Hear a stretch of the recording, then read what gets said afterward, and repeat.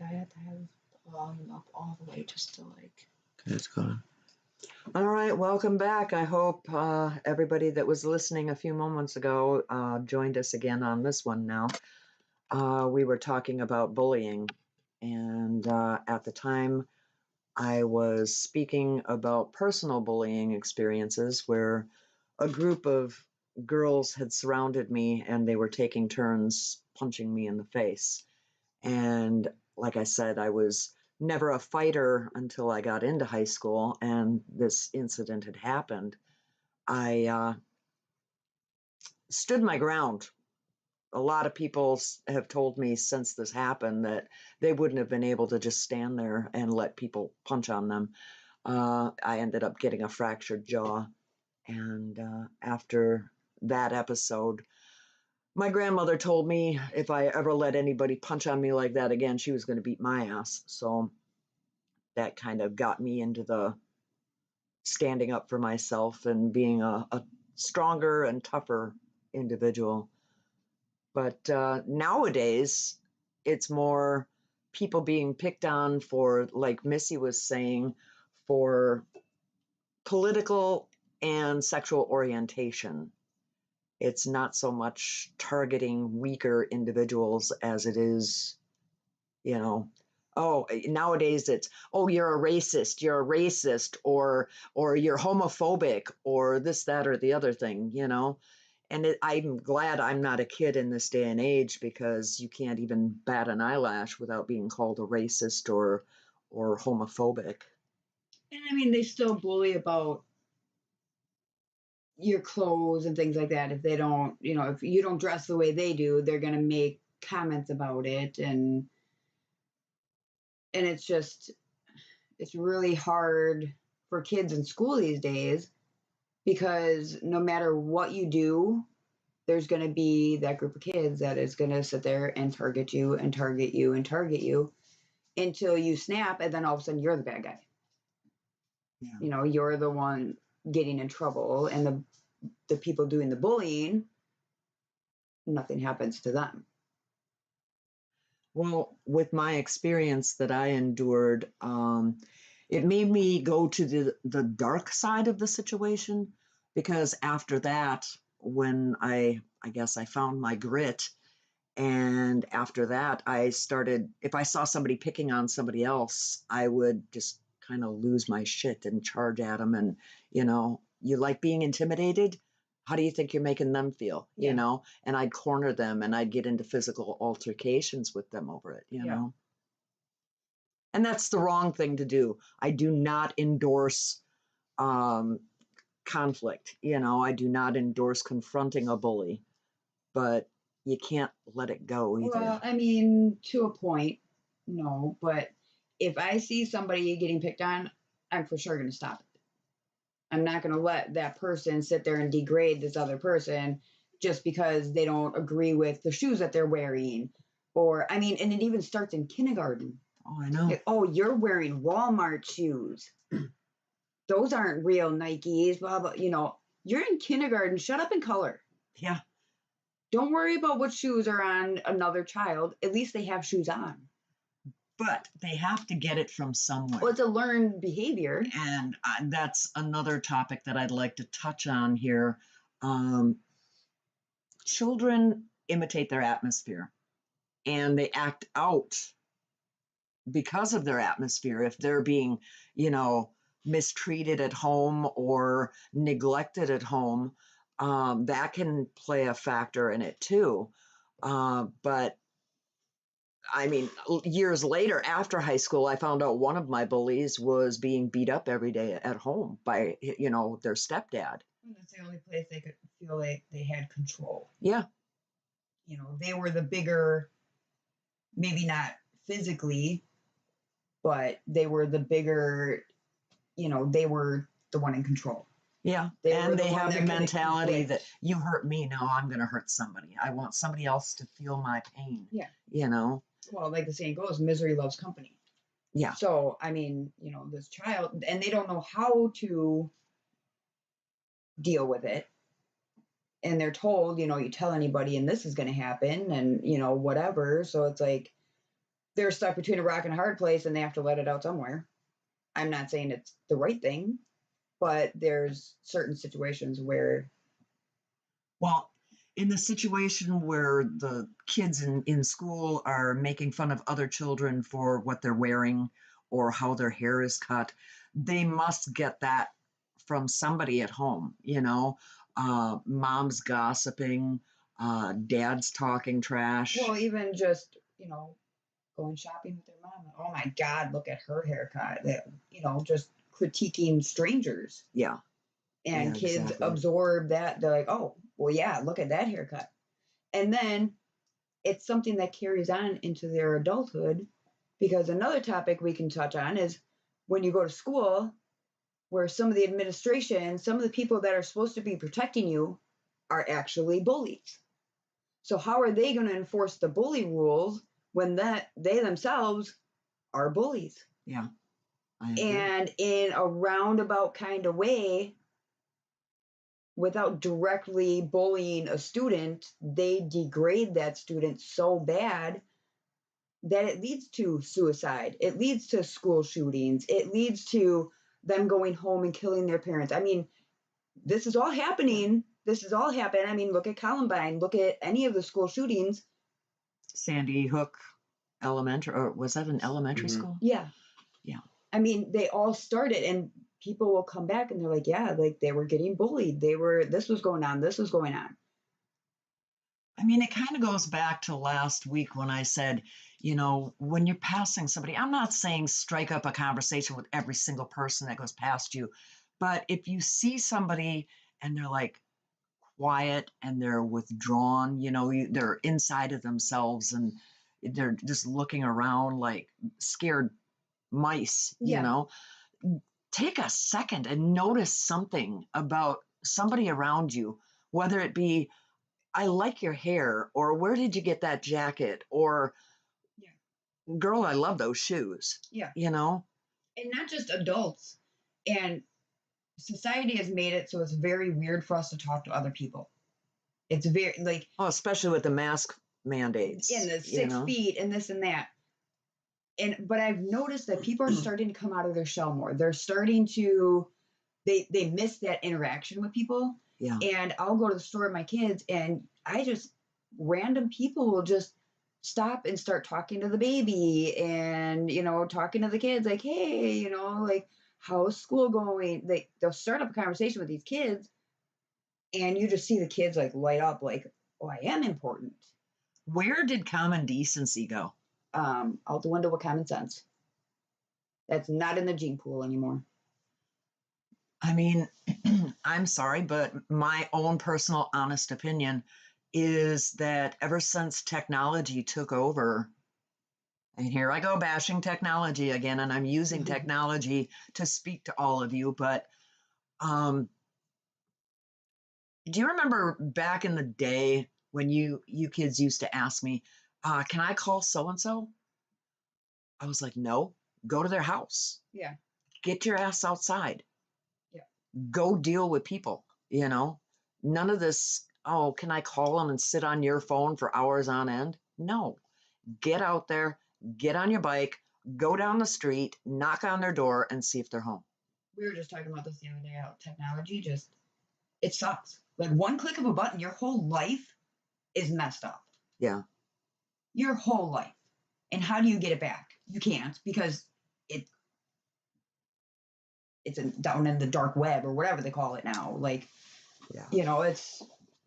Well, quite frankly, I learned my lesson with Facebook. You got to be really careful what memes you put out there because people can turn around and say that it was aimed at them. I ended up getting charges brought against me personally from one of my son's ex-girlfriends, and she thought it was about her. She took me to court, and I was found guilty of disorderly conduct and had to pay a fine, So. And technology also made it so bullying is so much easier. Oh yeah, these keyboard and it just warriors spreads like wildfire. Like within 3 seconds of hitting that send button, how many hundreds of people just saw it? Yeah, And not only that, how many people gang up on somebody. Just on these dog pages, I go on these dog pages for like Chihuahuas and Maltese puppies and stuff like that. And somebody will ask a simple question like, what do I do if my dog is dragging its butt on the rug? And oh my God, you're a horrible parent. That's dog abuse. You're neglecting the dog's needs. Get it to a vet instead of coming on Facebook and asking stupid freaking questions. Yeah. This lady just asked a simple question. Well, and it's so easy, especially for kids, because they learn computer coding in school now. I know, they make me ill. I know. I have to ask, like my kindergartner, like, hey, how do you do this real quick? But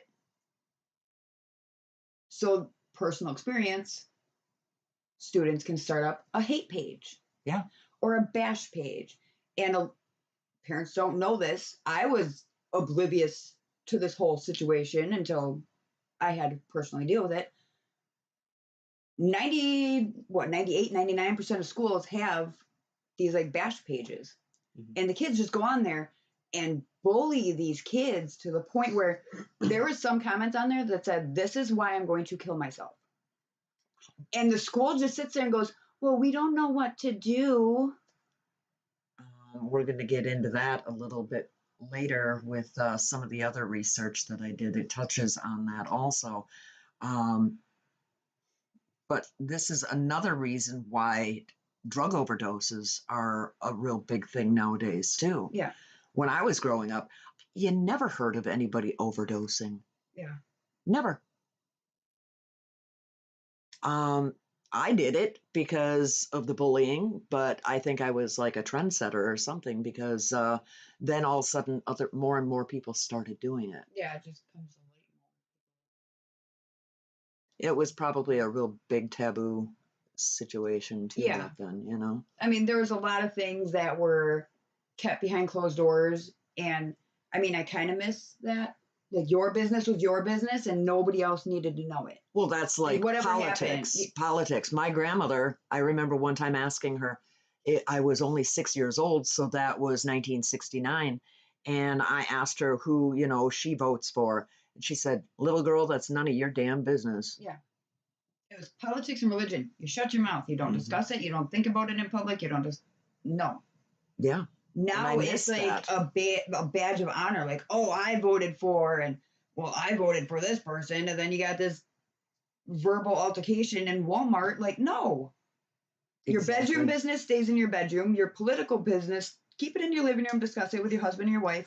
I mean, I remember people wearing pins, who they voted for when I was little and stuff. But it wasn't. People didn't walk up and go, oh, you like that party? Yeah. You suck. You're a Nazi. You're a this. You're a that. People were allowed to have their own opinion quietly. Yeah. Why do you have to be loud and proud about every single thing? Oh, but when they did voice their opinion, the other person would voice their opinion, and we were allowed to. There was no hate crime. There was no, riots and burning buildings down and all that other crap that goes with it. Yeah. But okay, so the next thing that they touch on in the research was power imbalance. Well, no, wait, we already covered that one. Let's go to warning signs. Signs that a child is being bullied may include unexplainable injuries, symptoms of anxiety and post-traumatic stress, lost or destroyed clothing, changes in eating habits, declining grades, continual social absences and school absences, self-harm, suicidal ideas, and becoming overly apologetic. Signs that a child is bullying others may include getting into physical or verbal fights, getting sent to the principal's office frequently, having friends who bully others, and becoming increasingly aggressive in normal activities. What do you guys think of that? I disagree with like the victim part, because there's sometimes where the person getting bullied you can't tell until it's too late. They hold it in until it overflows somewhere. So, I mean, you have your school shooters, you have suicides, you have where finally they come to the parent and say, hey, this is what's going on. And with the person bullying, parents actually have to take an active role in their children's lives to understand if their child is a bully or not. Yeah, I agree. They have to be home. What is the point of popping out kids if they're just gonna? They can't all be home, and I understand that both parents nowadays, basically most of them, have to have two incomes. But you can still invest in your child's life. Yeah, not just know who financially. you're leaving your child with, as far as a reputable caregiver or school facility, and have an open relationship where your child can come to you. Yeah. And you, I mean, maybe raise your child differently where they don't feel the need they have to seek out and be a jerk to somebody else. Yeah, I always used to tell you kids, don't you dare ever start a fight, but you better finish it. Yeah. I mean, and maybe that's another reason why some of these kids are lashing out is because they never have a parent home. See, I was very, very blessed. I married a man that, he owned his own business and he was self-employed, had his own construction company, and he provided for us. He took care of us. And I didn't have to work. So, yeah, I greeted my kids, with fresh made, baked goods when they came home. And I greeted the bus and, from the bus to the house, if the kids told me there was any problems, we took care of it before we entered the house. Yeah. See, I'm the type of parent that if somebody's bullying my kid, I'm going to your parents and I'm going to talk to your parents. And I don't advise this, but I'll handle your parent if they won't handle you. There's no pussyfooting around. I don't beat around the bush. Things are taken care of. The law is the last person I'm going to call. I'll try to deal with the other parents. If that doesn't work, I'll go to the school and demand a parent conference between their parents and me and my husband. They can't do parent conferences. They will not do meetups between you and the victim because then it's a breach of confidentiality. Oh, things have changed since you kids were in school. Yeah, severely. It's ignorant. Okay, so there's two main methods employed in controlling bullying according to these papers here. Prevention, acting before something happens, or reaction, acting when something is happening or has just happened. Preventative solutions may include education, the education of students, parents, and teachers as to what constitutes bullying may help people understand the harmful nature of bullying. Teachers, school bus drivers, and other school professionals are taught how and when to intervene. Examples of activities used to teach students about bullying include presentations, role play, discussions about identifying and reporting bullying, teaching bystanders how and when to help, use of arts and crafts to build understanding of the effects of bullying, and classroom meetings to talk about peer relations. What? You're seriously going to give a bully a crayon and say, draw your feelings? Like, no. That's Maybe that's the only way to, if they're being bullied at home and making them bullies, maybe somebody needs to get to the root of the bully's problem. But there's nobody in the schools that will take the time to do that. And kids these days. Well, what are guidance counselors for? To tell you what you need to do for your classes to graduate and get to college. Well, they've got school psychologists nowadays. They have to call them in because there's like one per district. And you have to call in and do a special meeting, and that takes weeks to get them out there. Okay, and what are the board members doing? Sitting on their thumbs and, playing Switch? Literally. Board members they're talking about new playgrounds and what lunch program we're going to go with and what PTO fundraisers, because I mean, we need to raise more money for the school. They don't care about what's actually going on in the school. Like, and I've personally had to call higher ups. They have no clue what's going on in the schools.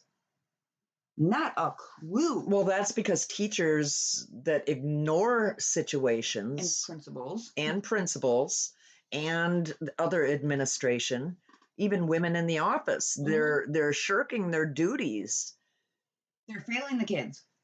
I thought they put their students first. In order to put your students first, that's like my kids, okay? If there's fighting amongst the ranks, Yeah. I Today's administration is afraid of backlash. You're picking on me because of this. You're picking on me. I'm targeted because of this. Even though they were the bully, they were the instigator, now they're pulling the victim card. Oh, it's because this. Oh, it's because of this. No, it's you signaled out this one person.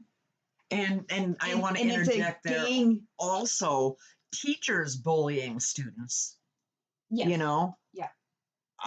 Calling on a child that you know has difficulty in, like, say, reading out loud, and you purposefully call them out. Why don't you refer them to somebody that can teach them how to read out loud? Yeah. Build confidence, don't crush the confidence, build it. Yeah. I mean, teachers will call on the students that they know they're not understanding the material. You know, like a math question. Teachers know which student is struggling. And then they'll signal out that weak link. And then that makes a target for the other kids to like, oh, you know, Miss S, you know, asked you a question, you couldn't even answer it, blah, blah, blah, blah, blah, whatever, you know, and it's just going to trail on for weeks. I mean, it can last forever. Any other thoughts on that? So restrictions on recording devices is another thing that they suggest to curb bullying, and I don't understand this. It says restrictions on recording devices. It has been suggested that the use of mobile phones can lead to an increase in cyberbullying, which is why some schools have banned them throughout the school day. I can understand both sides of that. On one hand, they don't want you screwing around on your phone while you're supposed to be doing schoolwork. Yeah. But in the case of school shootings, nobody has their phone. Yeah, because there's some school districts where you walk into class and you have to put your phone in this lock case. If something goes down in school, I don't want my child to have their phone in that lock case. That phone better be in their hand and they better be calling me, telling me what's going on. Yeah. Or dialing 911. That is the reason why my child has a phone to take to school. Yeah. Because of the world today. I want to be able to get a hold of her. Exactly. Security technologies. Schools may opt to install video cameras to monitor behavior. However, skeptics argue that cameras may invade the student's privacy. I'm sorry, you're in school, you have no privacy, except in the shower room. And administration has to actually, there's pros and cons to it. Yes, they have footage of the bullying situation that happens. Parents aren't allowed to see what happened to their child. Nobody's allowed to see, so I have to take your word for it. No, if something happens to your child, you take the school to court. They call in the video footage. The judge has the right and the duty to call in for that video footage and find out for themselves. Yeah, because I mean, you know, bullying is also like a gang mentality. When you get into a situation where somebody's being bullied, it's not by one person. Oh, I never got bullied by one. It's like the Freddy Krueger syndrome again, where they feed off of fear and they're nothing. They are nothing when they're walking down the street alone. I could pass my bullies one at a time down the street. Nobody'd say shit. But when they were together, it was, oh, let's go get her. Let's go get her. Yeah. You know? Guards in school. Schools may choose to employ internal security guards or watchmen or liaison officers to ensure the student's safety.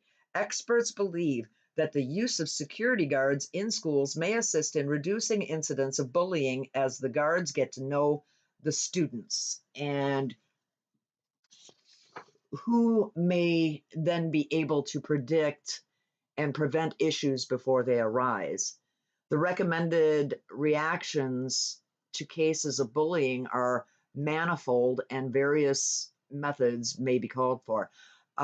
Depending on the type of bullying and the people who are involved. Yes and no. If they have people strictly for those jobs. Well, like you can't nowadays, the high schools out here have police liaison officers, and they work certain days of certain weeks, and there's like 2 or 3 that alternate. Cops are people too, and I am sorry, I'm not trying to pick on cops, but cops are like dogs or other human beings that have their own opinions, and they can form opinions for or against you. Yeah. And you can't have, say a security guard in the hallway. You can't have that person watching the lunch line. Like, what is their job? Are they here for security, or are they there to make sure somebody doesn't steal a muffin? Yeah. Are they there to make sure people are acting right over in this area? Or there's 4 hallways usually in a school building, 4 sides of the building. He can only be in one spot. Yeah. Okay. So the police liaisons officer is over here to my left. If I were a bully, I'd take the kid to the right. Yeah. To the right hallway, and I would, do my works there. Yeah. I mean, that's limited. Their abilities are limited. And it shouldn't take having a cop at your school. The teachers need to grow a set and actually do their jobs. Yeah. You're there to protect the child, not just from school shootings or whatever. You need to protect them from their peers. Now, if I were a teacher and I were sitting in a class full of 30 children and I hear little Billy Brown over here picking on Scotty Stevens and, oh, you little this, you little that, you little wimp, you little bitch, whatever. The first time I hear that, I'm going to give you a warning. The second time I hear it, you're going to the principal's office. The third time, you're getting suspended. Yeah. And the thing is like teachers really don't have power anymore. They're literally there just to say they have a teacher there. I think a lot of it has to do with the fact that the teacher's there to put in their 8 hours and go home, and you are history in their books. Yeah. I had a teacher, Miss Miller, when I was in 6th grade at Cass Street elementary school, and she was a very, very important role in me growing up. If she heard anything, she put a stop to it that second. She cared about her children. There are some very amazing teachers out there, and I have the benefits of dealing with one of them right now. Literally will lay their life out for the kids. Yeah. They will put their life on the line. That is their goal, and they get to know and sit down and talk with every single student and get to know everything about that student. If the kid comes in and just wants to talk. Yeah. Random, just stupid stuff, that teacher will sit there and be like, yeah, and actually take an interest in what that child is saying. Another thing that I'd like to suggest is if you see that your child is coming home, you know that stuff is going on at school, you know that things aren't right, don't avoid the parent-teacher conference. I didn't have to worry about that with my kids, so parent-teacher conferences weren't necessary. Nowadays, they only do parent-teacher conferences if your child really sucks at school. But if you have a school calendar and you see that parent-teacher conferences are coming up, request a conference with your teacher or the teacher and the principal. Get the right people involved and say, I'm a concerned parent. These are my concerns. Bobby's coming home with, hair missing out of his head or a black eye or injuries that he won't tell me about. And you don't even have to wait until there's conference time. If you notice there's something going on with your kid, you nip that in the bud right away and say, hey, we need to talk and we need to talk now. What time is good for you tomorrow? Yeah, that too. Parents need to start being more proactive and getting things done. And take your lunch break and make a phone call. Yeah. You don't even have to go in to talk to the teacher. Just call them. Yep. Put a phone call in and leave a message. This is Mrs. Wilson, and I'd like to talk to you about my daughter, Rebecca, because there's problems and we need to get this resolved now before something bad happens. Yeah. Okay. It also says, avoid rigid confrontations. It is recommended that bullies not be met with physical violence to avoid contributing to promoting the apparition of the violent environments in society. I don't agree with violence, but I will protect me and mine. Yeah, exactly. You come to my doorstep and all bets are off. You come onto my property aggressively and you come at me, I'm not going to stand there and be your speed bag. And I'm not going to, even if it's a stranger, if I'm walking down the street and I see two kids fighting, if I can't break it up, I'm going to find somebody who can. Yeah. And I will call, hey, come over here. These kids are fighting, and you can call me a Karen all you want, but I'm not going to sit there and let somebody be brutalized. Yeah. I probably wouldn't be violent unless they struck me first. And that's what I'm saying. You come at me physically or one of my children in a violent manner, and I'm going to protect them. I'm them. saying it's a stranger. You're walking down the street and you see, let's say, two girls fighting, hair pulling, slapping, whatever they're doing. Yeah. What are you going to do? Yeah, at that point, you got to find somebody else, because I'm not going to put myself in a dangerous situation. If they're already getting physical, I'm not going to jump in between them. Then I'm at as much at fault as they are. So would you call 911 and say there's two girls fighting over on this street? I don't know about 911, but you could call the police department or find somebody this is what's going on, Okay. Parental response. Experts advise that involved parents avoid talking directly to each other, like I said earlier. Instead, it's recommended that you contact the school and allow it to take action, responsibility, and act as a mediator to a point. You have to trust your school. Yeah, you have to. And the people that are after the first phone call, because I agree with that. Get the school involved, let them know what's going on. Yeah, but if you don't get a response from the school, then you go above their head. Yeah, I've called the superintendent many times. It also says teacher response. Teacher interventions are considered important in many anti-bullying programs. In many countries, teachers have a legal obligation to prevent their students from harm. Teachers can intervene by using authority-based interventions, by using non-punitive approaches to bullying, by supporting victims, and by involving other teachers or professionals. I don't know. I'm at a loss of that one, because teachers. You have good teachers and bad teachers, just like you have good cops and bad cops. But there's good parents and bad parents. There's only so much you can do with kids that don't care. been situations where criminal charges have been threatened. Yeah. Well, that's a badge of honor nowadays. And yeah, they don't care. There's nothing you can do to some of these kids nowadays that it's going to actually get the point across that just shut up and knock it off. I went with my daughter to pick up one of my grandchildren one time, and I heard kids bragging about going to juvie. Yeah. Like it's a badge of honor.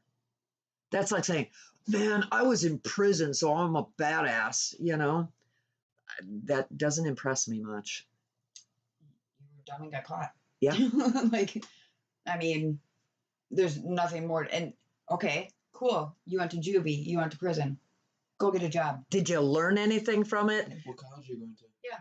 And what have you done with your life since then? Has it rehabilitated you? Like Mason said, what college are you going to get into now? Yeah. What college is going to want to deal with somebody who's out there beating up on people or trashing bathrooms? You can't even get a job at Walmart with any kind of violent crime. Yeah. And not even just working at Walmart. And if you can't get a job at Walmart, yeah, that doesn't leave much hope for you, you know? Mm-hmm. And what these bullies need to realize is the people that you're bullying are actually, they could be running your country one of these days. They could be your boss at work. I've been in that situation where this girl sat there and she would, degrade me at school and, because she was a cheerleader and this and that and whatever. When got a job one day and she was like, oh, you need to be doing this. No, I'm actually your supervisor now. So you can go do that now. Thank you very much. Yeah. Thanks for volunteering. Yeah. Thanks for pointing out a job that needs to be done, Okay. It also says one of their solutions they recommend moving. Okay. In cases that are more difficult to solve, the victim may consider a change of institution or even moving with its family to another place. Bull crappy.